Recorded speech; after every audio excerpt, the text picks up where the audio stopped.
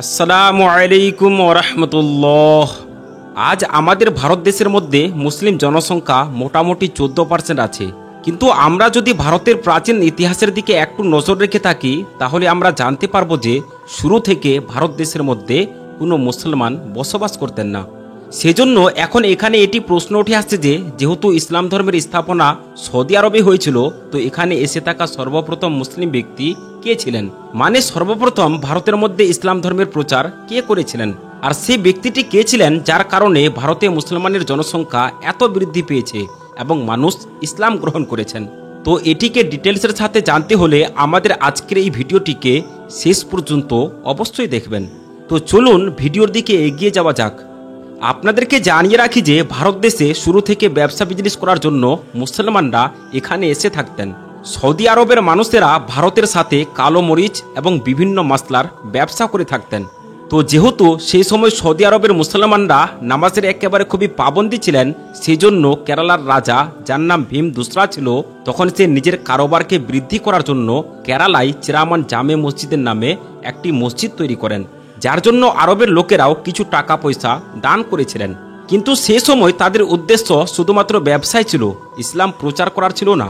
তারপর অনেক ইসলামিক ধর্মগুরুও ভারতে আসে আর ইসলাম প্রচার করতে শুরু করে দেয়, কিন্তু তাদের উদ্দেশ্য কোনো যুদ্ধ করা অথবা নিজের ক্ষমতাকে প্রতিষ্ঠা করা মোটেও ছিল না।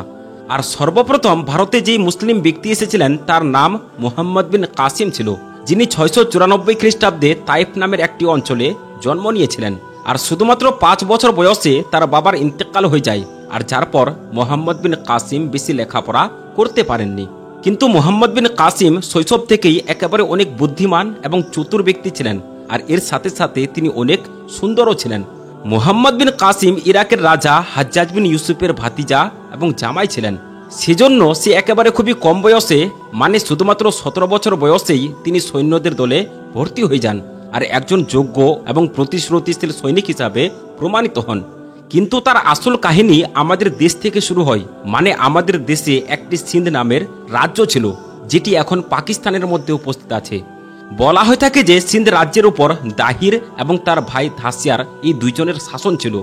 আর এই দুই ভাইয়ের মধ্যে যুদ্ধ সেই সময় শুরু হয় যখন রাজা দাহির নিজের পণ্ডিতদের পরামর্শে নিজের আসল বোনকে, মানে নিজের মায়ের পেটের বোনকে বিয়ে করে নেয়।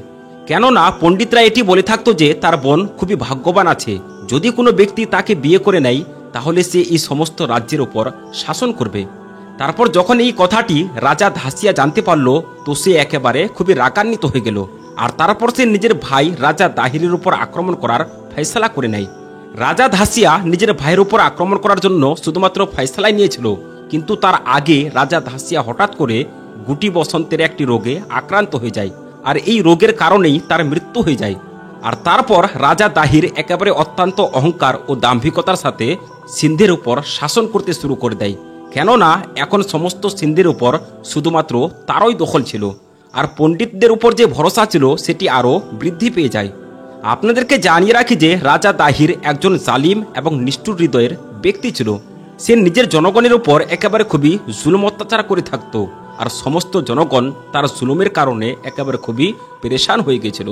আর ইতিমধ্যে সেই সময় শ্রীলঙ্কার গভর্নর ইরাকের গভর্নরকে অনেক কিছু উপহার দেওয়ার জন্য একটি জাহাজ ইরাকের দিকে পাঠিয়ে দেয়। আর সেই জাহাজের মধ্যে কিছু এমন পুরুষ ও মহিলাও ছিলেন যারা হজ করার জন্য মক্কায় যাচ্ছিলেন।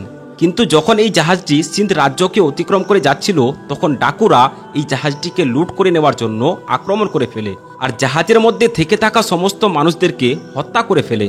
কিন্তু এই জাহাজের মধ্যে একজন ব্যক্তি বেঁচে যায়, আর তিনি কোনোরকম ভাবে ইরাকের গভর্নরের কাছে পৌঁছে যায়, আর সেখানে গিয়ে সমস্ত ঘটনাকে খুলে বলে। সেই সময় ইরাকের গভর্নর হাজ্জাজ বিন ইউসুফ যুদ্ধের সাথে সম্পর্কিত বিষয়ে একেবারে খুবই ব্যস্ত ছিল। এরই জন্য হাজ্জাজ বিন ইউসুফ এই বিষয়টিকে পত্রের মাধ্যমে সমাধান করাটাই ভালো মনে করলেন। সেজন্য হাজ্জাজ বিন ইউসুফ রাজা দাহিরকে একটি পত্র লিখে পাঠালো আর বলল, আমাদের যে ক্ষতি হয়েছে তোমাকে তার দাম দিতে হবে, আর ডাকুদেরকে তাদের কৃতকর্মের জন্য শাস্তি দিতে হবে। কিন্তু রাজা দাহির পত্রটিকে পড়ার পর তার উপর আমল করল না, আর সেই ডাকুদেরকে শাস্তি দিতে অস্বীকার করে দিল। তো রাজা দাহিরের এই আচরণ দেখে ইরাকের খলিফা হাজ্জাজ বিন ইউসুফ একেবারে খুবই রাগান্বিত হয়ে গেল, আর তারপর ভারতের উপর আক্রমণ করার জন্য মনস্থির করে নিল।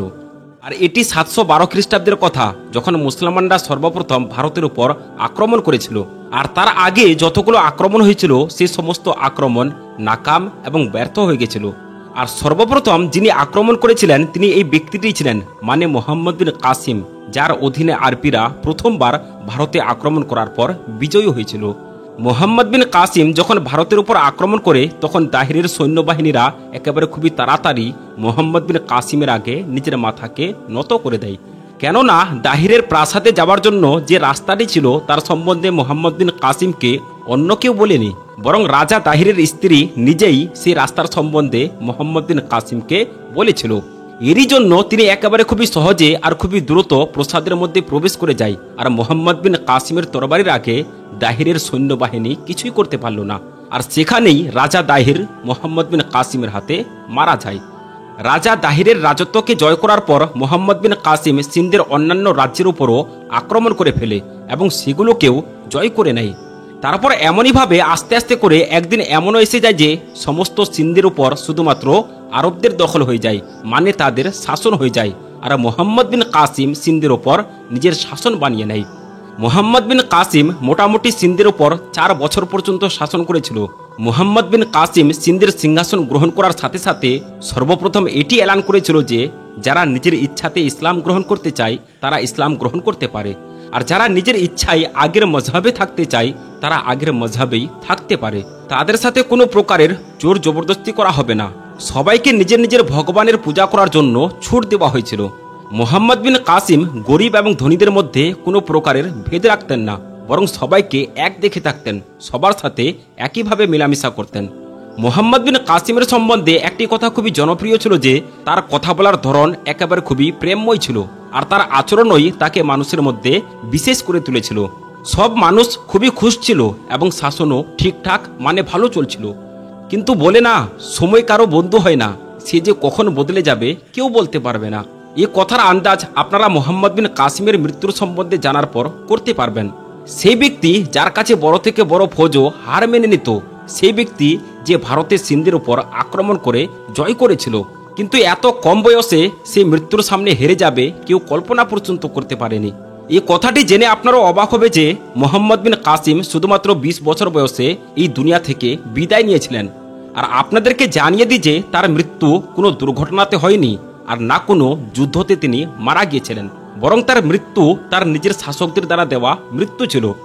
ইতিহাসিকরা তো মোহাম্মদ বিন কাসিমের মৃত্যুর সম্বন্ধে অনেক রকমের কথা বলে থাকেন, কিন্তু একটি কথা যেটি সবচেয়ে বেশি প্রসিদ্ধ আছে সেটি হলো এই যে 714 খ্রিস্টাব্দে ইরাকের খলিফা হাজ্জাজ বিন ইউসুফ মারা যায় এবং তার জায়গায় সুলেমান বিন আব্দুল মালিক নামের একজন ব্যক্তি হাজ্জাজ বিন ইউসুফের সিংহাসনে আরোহণ করে।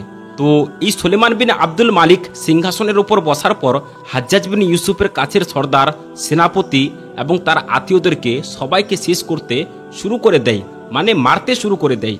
আর মোহাম্মদ বিন কাসিমও যেহেতু হাজ্জাজ বিন ইউসুফের পুরনো খলিফার একজন বিশেষ সিপাহী ছিলেন আর সম্পর্কে ভাতিজা এবং জামাই ছিলেন, সেজন্য সুলেমান বিন আব্দুল মালিক মোহাম্মদ বিন কাসিমকে ভারত থেকে ইরাকে ডেকে নিলেন।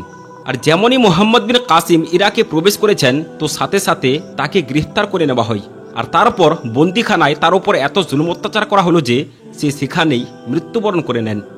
বলা হয়ে থাকে যে সুলেমান বিন আব্দুল মালিক আগে থেকেই খলিফা হাজ্জাজ বিন ইউসুফকে ঘৃণা করে থাকত, সেজন্য তিনি তার সমস্ত খানদান, সিপাহী এবং বিশেষ করে মোহাম্মদ বিন কাসিমকে হত্যা করে নিজের অন্তরের আগুনকে নিভিয়ে দিলেন। তো এটি ছিল ভারতের উপর সর্বপ্রথম সফল আক্রমণকারী মোহাম্মদ বিন কাসিমের কাহিনী আর সর্বপ্রথম ভারতে ইসলাম আসার কাহিনী। তো এই কাহিনীটি আপনাদেরকে কেমন লেগেছে কমেন্ট বক্সে অবশ্যই জানাবেন। আমরা আশা করছি যে আজকের এই ভিডিওটি আপনাদেরকে ভালো লেগেছে। যদি ভালো লেগে থাকে তাহলে একটি লাইক করবেন এবং চ্যানেলে যদি আপনি নতুন হয়ে থাকেন তাহলে চ্যানেলটিকে সাবস্ক্রাইব করবেন। আসসালামু আলাইকুম ওয়া রাহমাতুল্লাহি ওয়া বারাকাতুহু।